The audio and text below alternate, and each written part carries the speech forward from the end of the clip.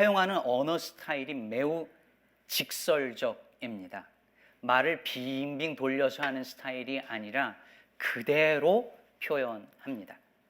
행함 없는 믿음은 좀 문제가 있다 이렇게 말해도 되는데 그건 아예 죽은 믿음이다 이렇게 딱 잘라 말합니다. 혀를 좀 조심해서 사용하지, 말 조심 좀 하지 이렇게 말하지 않고 혀는 쉬지 않는 악이요 죽이는 독이 가득한 것이라 라고 말합니다. 오늘날 목사가 이렇게 직설적으로 다 말하면 교인들 다 떠날 텐데 아니면 시험 들 텐데 야고보는 거침이 없습니다. 그런데 여러분, 오늘날 우리에게 이런 말씀이 필요합니다. 특히 나태해지고 굳어진 믿음을 일깨우는 데 있어서 꼭 필요한 말씀입니다. 그러니 이번 기회에 야고보서 말씀 묵상을 통해서 자신의 믿음을 돌아보는 저와 여러분 되시기를 바랍니다. 말씀 속으로 들어가 보겠습니다. 서신서지요. 서신서는 가장 먼저 성경을 읽을 때 두 가지를 파악해야 됩니다. 발신자와 수신자. 누가 썼느냐? 누가 썼을까요?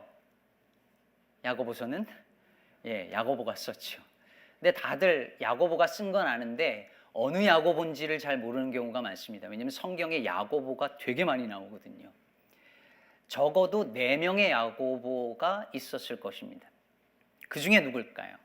오늘 말씀 1절 보면 하나님과 주 예수 그리스도의 종 야고보는 이렇게 말했는데 하나님과 주 예수 그리스도의 종 야고보가 누굴까요? 대부분의 성서학자들은 여기서 말하는 야고보가 예수님의 형제 야고보였다라고 봅니다. 예수님이 사역하실 때는 자신의 형제였기 때문에 그가 메시아였다라고 하는 것을 믿지 않았던 바로 그 야고보. 나중에 부활하시고 나서 승천하시고 또 성령 받고 그러면서 정말 예수님의 제자가 된 그 야고보, 그리고 후에 예루살렘 교회의 유력한 지도자가 된 바로 그 사도 야고보입니다. 그러면 발신자가 야고보면 수신자는 누구일까요? 1절 말씀을 다시 보면 하나님과 주 예수 그리스도의 종 야고보는 흩어져 있는 12지파에게 문안하노라 라고 말하죠. 흩어져 있는 12지파가 바로 편지를 받은 수신자들이었습니다. 그러니까 어느 한 교회가 아니라 흩어져 있는 사람들에게 보낸 거죠. 근데 여기서 12지파, 흩어져 있는 12지파는 누구를 가리킬까요? 12지파라고 하니까 이스라엘의 12지파인가 착각할 수 있지만 사실 여기서는 굉장히 은유적인 표현이죠. 여기서 흩어져 있는 12지파는 당시 팔레스타인이나 시리아나 지중해 연안을 따라서 곳곳에 흩어져 있었던 디아스포라 그리스도인들, 즉 디아스포라 교회들을 가리키는 말입니다. 곳곳에 흩어져 있었습니다. 예루살렘의 박해를 피해서 도망간 피신에 간 이들이 대부분이었을 것입니다. 이방인 그리스도인들도 있었을 테고요. 그렇다면 이들이 그 땅에서 어떻게 살았을까 쉽게 짐작해 볼 수 있습니다. 그들을 둘러싸고 있는 환경을 상상해 보세요. 주류 사회는 로마의 부와 그리고 힘으로 세워진 사회였고 그 속에서 그리스도인들은 교회는 비주류로 살아가면서 끝없는 시련과 그리고 시험을 겪어야 했을 것입니다. 한마디로 말해서 흩어져 있는 12지파라는 표현은 이 편지를 받는 교회들이 마치 광야길을 걸어갔던 그 12지파 그 이스라엘 백성들과 같았다는 것이죠. 그들의 삶의 정황은 한마디로 말하면 광야였다라는 것입니다. 많은 분들이 오해하는 것이 있는데요. 예수를 믿는 믿음을 힘들고 어려운 광야에서 빠져나오기 위한 어떤 것으로 여깁니다. 믿음에 대한 완벽한 오해입니다. 여러분, 예수 믿는 순간 우리는 광야에서 나오는 것이 아니라 광야로 들어갑니다. 광야는 예수 믿는 사람의 삶의 본질이에요. 따라서 광야에서 빠져나가기 위해서 필요한 것이 믿음이 아니라 광야 안에서 그 광야를 살아나가기 위해서 필요한 것이 믿음인 것입니다. 그래서 여러분, 예수 믿는 성도들의 삶에는 시련과 시험이 있을 수밖에 없어요. 왜? 우리의 삶의 컨텍스트가 어디니까? 광야이니까요. 광야에서는 당연히 시험과 시련은 있을 수밖에 없는 것이죠. 자, 이 정도는 웬만큼 신앙생활 하신 분들은 다 받아들일 수 있을 거예요. 근데 야고보 사도는 한 걸음 더 나갑니다. 시험이 올 수 있다는 걸 인정하는 정도가 아니라 2절에서 이렇게 말합니다. 2절 보면 여러 가지 시험을 당하거든 어떻게 여기라고요? 온전히 기쁘게 여기라. 여러 가지 시험이라고 할 때 이 말은요, 사실 모든 종류의 시험을 말하는 겁니다. 모든 종류의 시험. 그러니까 어떤 고난이나 시련일 수도 있고 질병일 수도 있고 아니면 돈이나 성공에 대한 유혹일 수도 있고 아니면 성도들 간에 다툼이 생겨서 일어나는 어떤 시험, 그런 것일 수도 있고 모든 종류의 시험입니다. 그런데 이 모든 것 중에 어느 것 하나가 쉽냐고요? 하나도 쉬운 게 없잖아요. 그런데 그걸 기쁘게 여기랍니다. 그것도 온전히 기쁘게 여기래요. 여기서 온전히 기쁘게 여기라는 말은 모든 기쁨으로 기뻐하라는 의미입니다. 그러실 수 있으시겠습니까? 그러실 수 있으시겠어요? 아무도 고개를 끄덕이지 않으십니다. 제가 사실 시험이라는 단어에 좀 민감합니다. 약간 알러지 반응이 있는데요. 한국에서 유학 갈 준비를 유학 갈 생각은 평생 한 번도 안 하다가 유학 오기 1년 전에 딱 생각이 들고 그때부터 영어 공부를 했습니다. 토플을 보는데 점수가 안 나와요. 시험을 보면 자꾸 떨어지는 거예요. 당연하죠. 영어 공부를 안 하다가 남들 평균 수준도 안 되다가 갑자기 영어 공부를 하려니 점수 안 나오는 거예요. 그래도 어찌 시험 봐가지고 시험 통과해서 유학을 왔는데 오니까 그때부터 진짜 시험의 연속이더라고요. 계속 시험이잖아요. 특히 제가 박사과정 들어가자마자 담임 목회를 시작했거든요. 안수받지 않은 상태에서. 그래서 박사과정엔 종합시험이라는 게 있어요. Comprehensive Exam. 뭐 학교마다 이름은 다르지만. 근데 이 시험을 볼 때 제가 뭘 봤냐면 목사고시 시험이 있었어요. 5개가 있었어요. 이걸 동시에 2년 동안 하는 거예요. 근데 모든 교인들이, 제가 지금 성찬집례 하잖아요. 안수받기 전이라 성찬집례를 못해서 제가 목회하는 동안에 성도들이 성찬식을 못하는 거예요. 세례도 못하고 심지어 축도도 못하고. 사실 축도해도 되거든요. 근데 한국교회 정서상 안수받지 않은 전사가 못하니까 세례도 못 받아, 성찬도 못 받아, 축도도 못 받아. 그러니까 우리 전사님 이번 시험 꼭 합격시켜 주십시옵소서. 온 교인이 기도하고 있는데 얼마나 부담스러웠겠어요. 그나마 5개 중에 1개 떨어졌네. 그래서 또 몇 개월이 지나가고 정말 시험에 시험 드는 시절이었습니다. 게다가 목회를 시작하고 나서 저를 제일 괴롭혔던 말이 시험이라는 단어였습니다. 전사님, 목사님, 어느 집사님 시험 들었대요. 그럼 그냥 가슴이 덜컥 내려앉습니다. 걸핏하면 시험 들었대요. 이유를 알고 보면 기가 막힙니다. 친교 시간에 제가 어느 장로님을 위한 기도는 세게 하고 자기 기도는 안 하거나 대충 했다는 거예요. 그런가 하면 저는 기억도 안 나는데 제가 무심코 한 어떤 말, 저는 기억도 안 나요. 근데 그 말에 시험 받아서 몇 개월을 혼자서 그냥 저를 보면 째려보고. 진짜 시험이라는 말에 제가 시험 들겠더라고요. 시험은 좋은 게 하나도 없어요. 그런데 시험을 당하거든 온전히 기쁘게 여기라니요. 어떻게 그럴 수 있냐는 거예요. 사실 여기서 말하는 시험은요, 모든 종류의 시험을 말하지만 아마도 주로 어떤 시련이나 고난을 가리킨다고 볼 수 있습니다. 근데 우리는 그 고난과 시련을 과연 기쁘게 여길 수 있겠느냐는 말입니다. 뜻하지 않은 질병으로 말할 수 없는 고통이 매일 몸과 마음을 찌르기도 하고, 사업이 망해서 살 길이 막막하고, 사랑하는 가족이 갑자기 떠난 그 상실감에 매일 문득문득 눈물이 흐르는데, 그 상황에서 내 형제들아, 너희가 여러 가지 시험을 당하거든 온전히 기쁘게 여기라는 말씀에 아멘 할 사람이 우리 중 얼마나 있을까요? 사실 우리가 기뻐할 수 있는 시나리오가 있긴 합니다. 예를 들면 이런 겁니다. 제가 암에 걸린 거예요. 가정입니다. 근데 어떤 분이 찾아와서 저한테 이렇게 말하는 거예요. 목사님, 기뻐하세요. 드디어 하나님께서 목사님을 통해서 큰 일을 이루시려나 봅니다. 이 믿음의 시련을 불평하지 말고 인내하면서 기도하세요.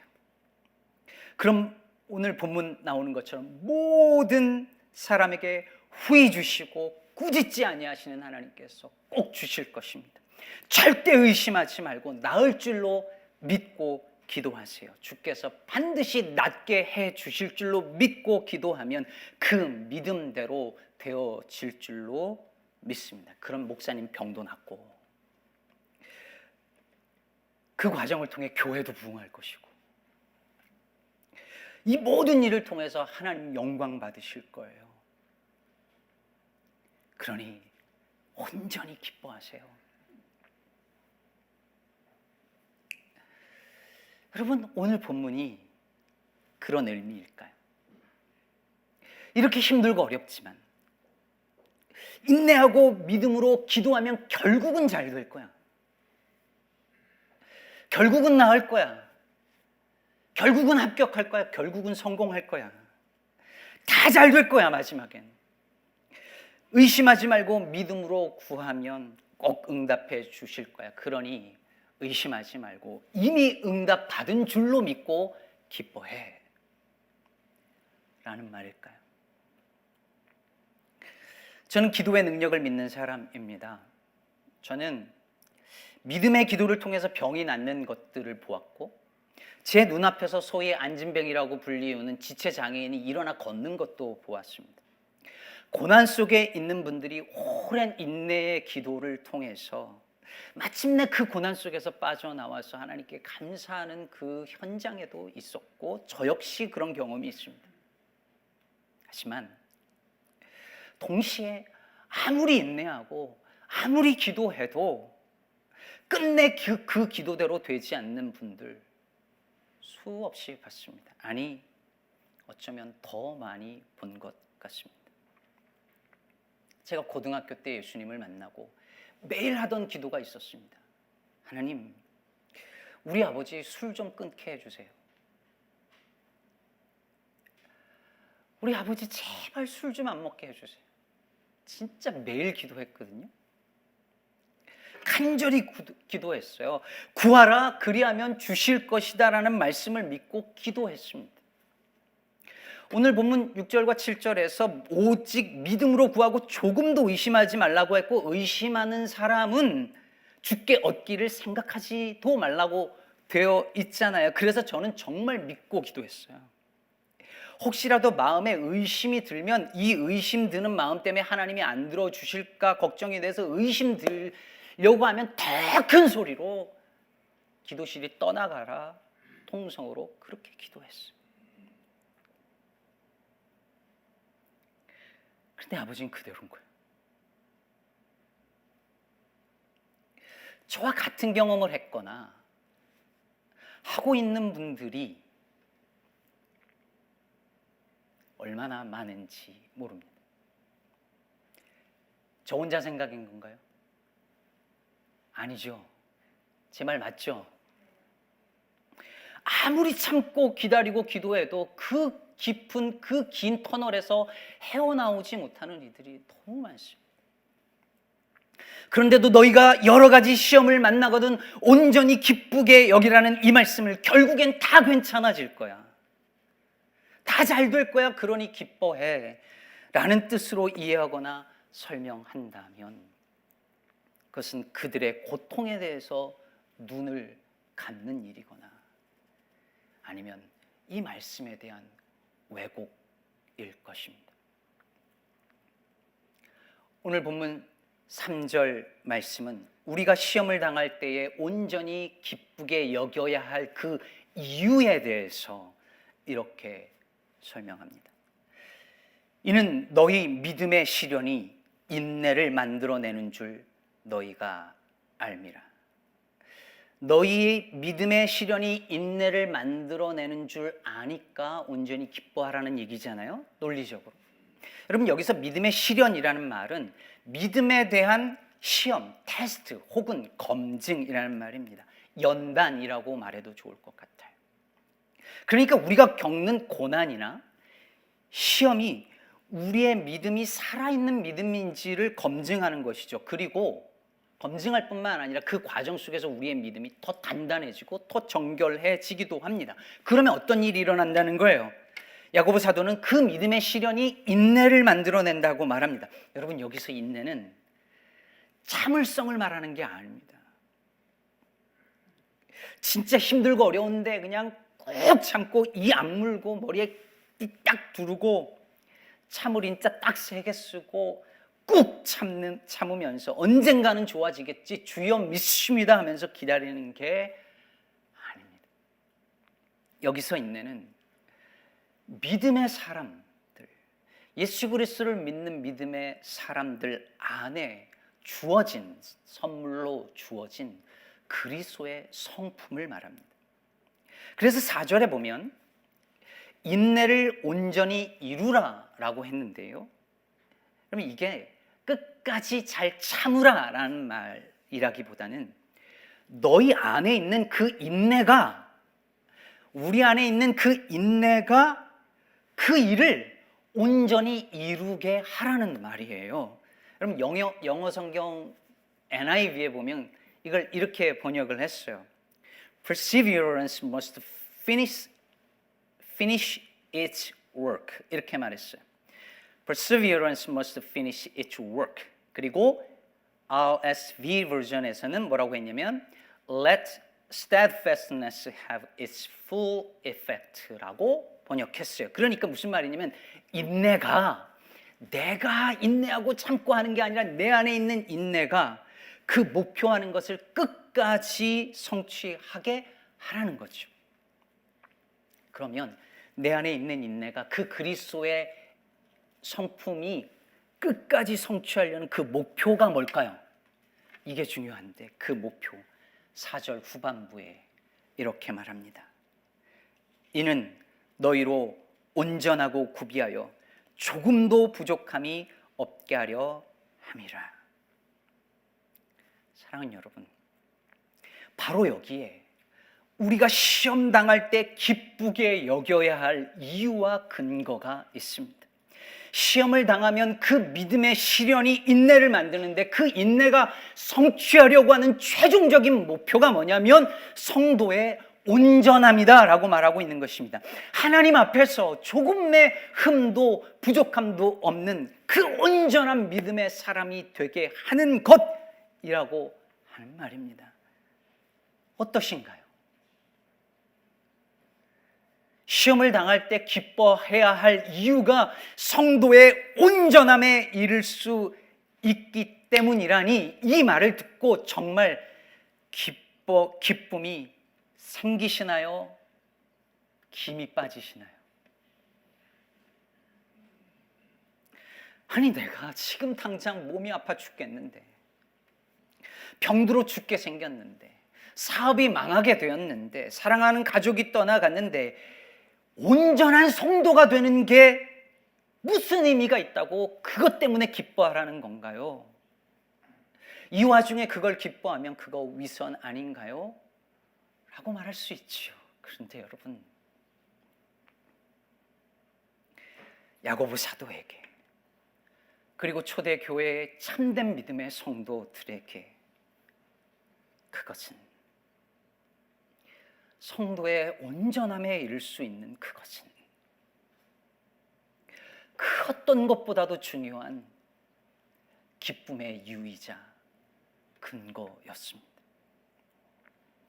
그들이 원한 것은 로마의 부도 힘도 아니고 이 고난이 사라지는 것도 아니고 하나님 앞에 설 때에 흠없이 거룩하게 서는 것, 그것 하나였기 때문입니다.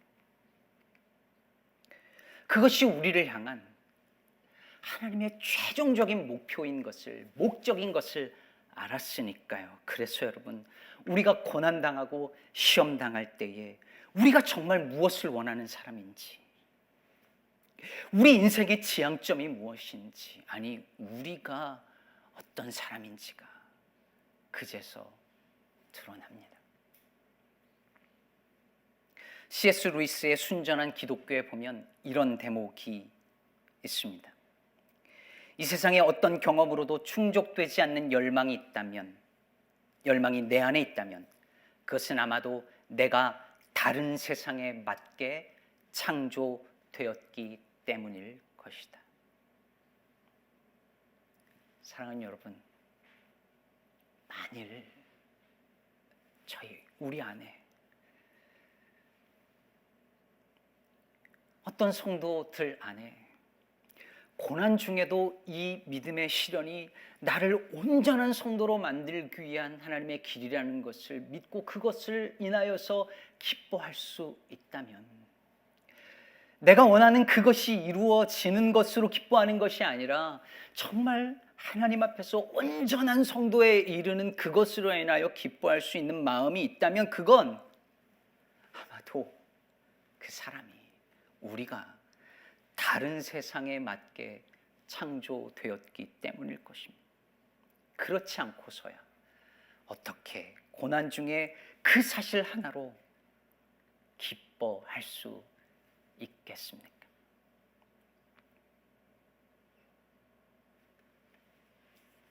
그런데 여러분, 저는 정직하게 말해서 아직도 시험과 고난 중에 기뻐하는 일까지는 잘 못할 것 같습니다.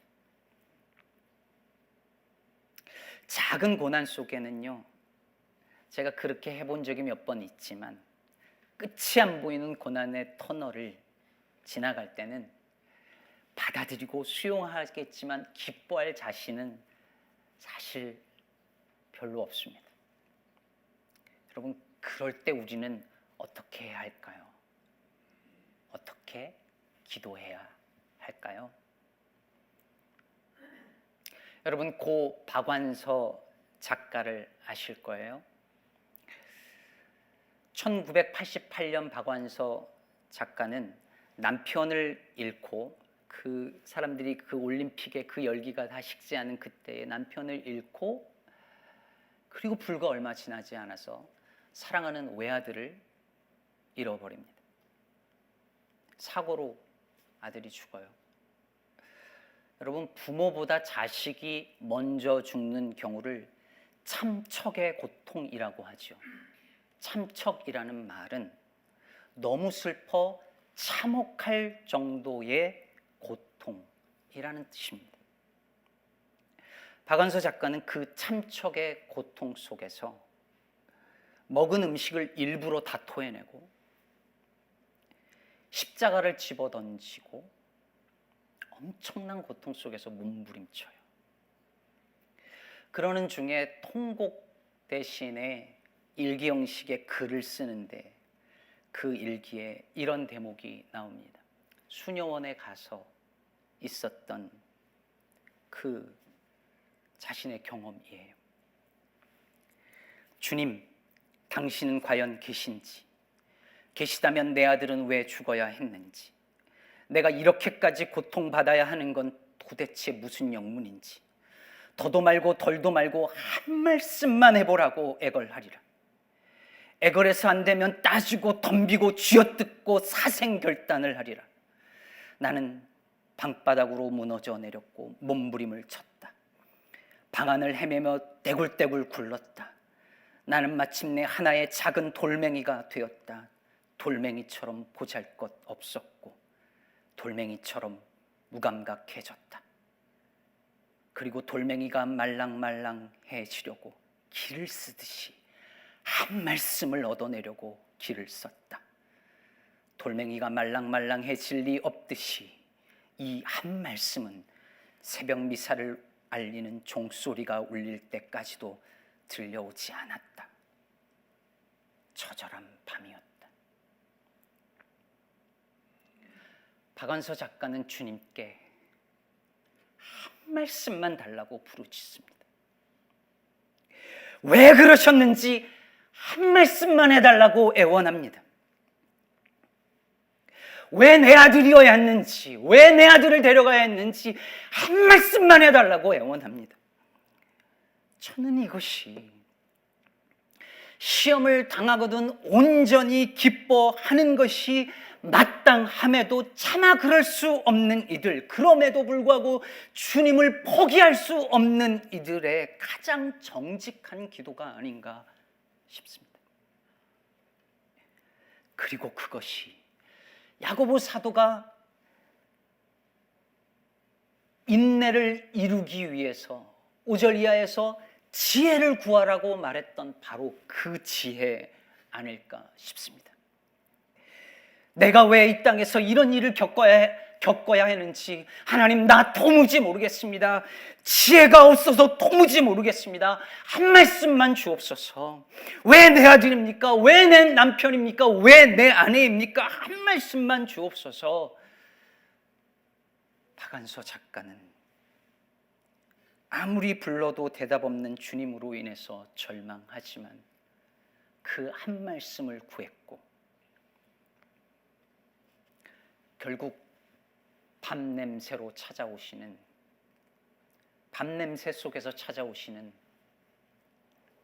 밥으로 찾아오시는 주님을 만납니다. 사랑하는 성도 여러분, 우리가 고난과 시련 속에서 우리 믿는 자들이 기쁘게 여길 그 근거라고 하는 것은 이 땅에서 아무 의미 없어 보이는 것일 수 있어요. 병이 낫는 것도, 떠나간 사람들이 돌아오는 것도, 문제가 해결되는 것도 아니니까요. 그러나 그 믿음의 시련이 인내를 만들고 그 인내가 우리를 온전한 성도로 만드는 주님의 기림을, 아니 유일한 기림을 믿고 기쁘게 여길 수 있는 그 믿음이라는 것이 저와 여러분 안에 있기를 진심으로 바랍니다. 주님의 성품을 닮아서 정말 주님과 같이 되어지는 것, 그리스도와 같이 되어지는 것에 한 걸음이라도 더 가까이 갈 수 있다면 비록 고난일지라도 그보다 기쁜 일이 없다고 말할 수 있는 그 믿음이 저와 여러분 안에 있기를 정말 축복합니다. 그러나 아직 그럴 만한 믿음이 없다면 사랑하는 성도 여러분, 우리 같이 기도하십시다. 주님, 한 말씀만 주옵소서. 지혜가 부족하여서 내가 왜 이 일을 겪는지, 내 가족이 왜 이 일을 겪는지 저 알지 못하겠습니다. 어떻게 이 시련을 이겨내야 할지 모르는 제게 한 말씀만 주옵소서. 그때 모든 사람에게 후히 주시고 꾸짖지 아니하시는 하나님께서 우리를 만나 주실 것입니다. 그때 그 한 말씀, 그 단 한 말씀 붙잡고 주님, 됐습니다.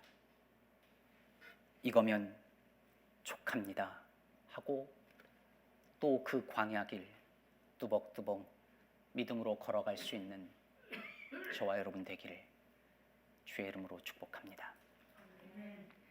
기도하겠습니다.